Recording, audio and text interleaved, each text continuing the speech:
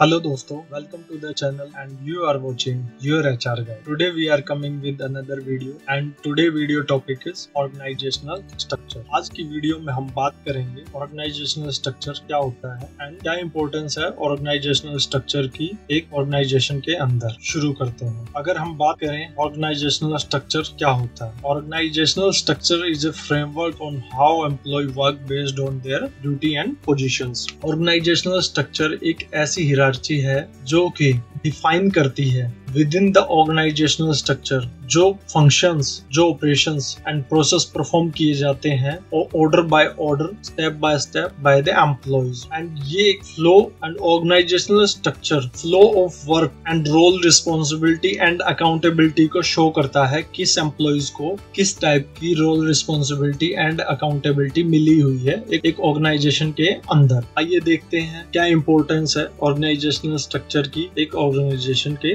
अंदर। अगर हम बात करें ऑर्गेनाइजेशनल स्ट्रक्चर की एक ऑर्गेनाइजेशन के अंदर, जैसे कि हमें पता है हर एक कंपनी के अंदर कई तरह के फंक्शन परफॉर्म किए जाते हैं, जिन फंक्शन को परफॉर्म करके हम कंपनी के गोल को और उसकी ग्रोथ को अचीव करते हैं, जिसके अंदर हमें multiple talent, multiple skills set के लोगों की जरूरत होती है। चीज को एंश्योर करने के लिए कि कंपनी के अंदर flow of information, work, employees की रोल एंड रिस्पॉन्सिबिलिटी डिफाइन हो अच्छे तरीके से, एक वेल मैनर में। कंपनी एक फ्रेमवर्क रेडी करती है जिसको हम जानते हैं ऑर्गेनाइजेशनल स्ट्रक्चर के नाम से। ऑर्गेनाइजेशनल स्ट्रक्चर फ्रेमवर्क के थ्रू हम ये easily define and easily identify कर सकते हैं किस एम्प्लॉय की क्या रोल, क्या पोजीशन, क्या ड्यूटी, क्या डिसीजन मेकिंग एबिलिटी है एक ऑर्गेनाइजेशन के अंदर। ऑर्गेनाइजेशन स्ट्रक्चर के थ्रू हम ये पता लगा सकते हैं। आइए ऑर्गेनाइजेशन स्ट्रक्चर को हम एक एग्जांपल के थ्रू समझते हैं। यह एक एचआर डिपार्टमेंट का ऑर्गेनाइजेशनल स्ट्रक्चर है जिसके अंदर सबसे टॉप में GM HR and then head of department and then subordinates of department head. Mostly organisation में work flow top to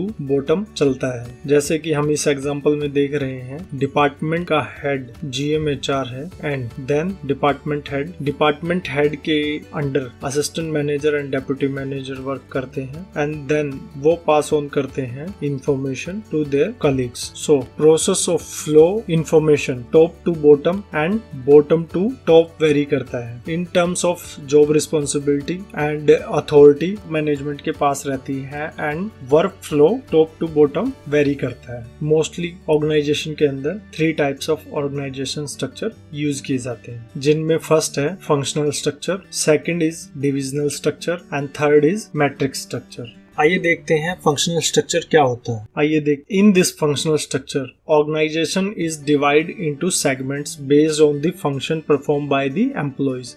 This helps to increase efficiency in each function. It's generally used in large organizations. जैसा कि हम जानते हैं, आमतौर पर organisational structure की शुरुआत सीईओ से होती है। After the CEO different department के हेड्स आते हैं। जैसा कि हमें पता है, ऑर्गेनाइजेशन के अंदर डिफरेंट काइंड्स ऑफ वर्क रहते हैं और डिफरेंट डिपार्टमेंट्स रहते हैं जिन्हें परफॉर्म करने के लिए डिफरेंट स्किल सेट के लोग रहते हैं। उन डिफरेंट स्किल सेट के लोगों को हम शॉर्ट करके डिफरेंट डिपार्टमेंट्स में यूज करते हैं। ऐसे ही हम फंक्शनल स्ट्रक्चर को डिजाइन करते हैं। सीईओ को रिपोर्ट करते हैं डिफरेंट डिपार्टमेंट के heads like logistics, R&D department, production, marketing, sales and HR department, admin department, finance department, like that. Functional structure को हम डिफाइन करके इजीली हम पता लगा सकते हैं कि रोल एंड रिस्पॉन्सिबिलिटी कैसे मूव कर रही है एक ऑर्गेनाइजेशन के अंदर। आइए देखते हैं सेकंड ऑर्गेनाइजेशनल स्ट्रक्चर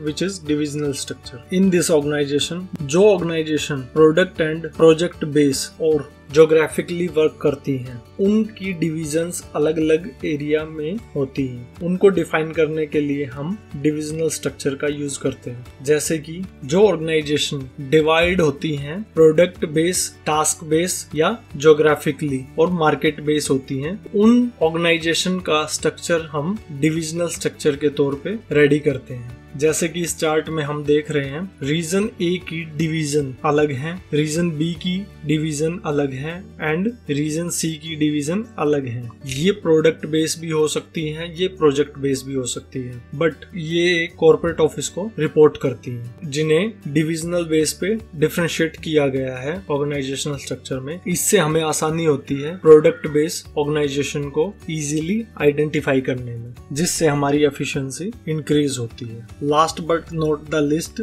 हम बात करते हैं मैट्रिक्स स्ट्रक्चर की। मैट्रिक्स स्ट्रक्चर एक हाइब्रिड वर्जन होता है फंक्शनल एंड डिविजनल स्ट्रक्चर का। जैसा कि हम इस चार्ट में देख रहे हैं, organization product and project wise define की हुई है अलग अलग टाइप से। आइए देखते हैं features of organizational structure. Organizational structure के फीचर्स की हम बात करें तो ऑर्गेनाइजेशनल स्ट्रक्चर के थ्रू हमें clearly role, responsibility, position, decision making power का पता लगता है एम्प्लॉइज की। सेकंड फीचर की हम बात करें, इससे हमारा flow of communication and work define होता है इन ए वेल मैनर। थर्ड फीचर की बात करें तो वर्क को हम डिवाइड कर सकते हैं basis of functions and skill sets of employees. And fourth feature is department को इंटरेक्ट करने का जो पाथ है, जो वे है, हम क्लियरली डिफाइन कर सकते हैं कौन सा डिपार्टमेंट किस तरह से एक दूसरे डिपार्टमेंट से इंटरेक्शन करेगा। वो रोड मैप हमें क्लियरली डिफाइन रहता है through the organizational structure in a organization. अगर आपको वीडियो अच्छी लगी हो तो लाइक एंड सब्सक्राइब जरूर करें एंड जुड़े रहें मोर इन्फॉर्मेटिव वीडियोस पाने के लिए। Thanks for watching.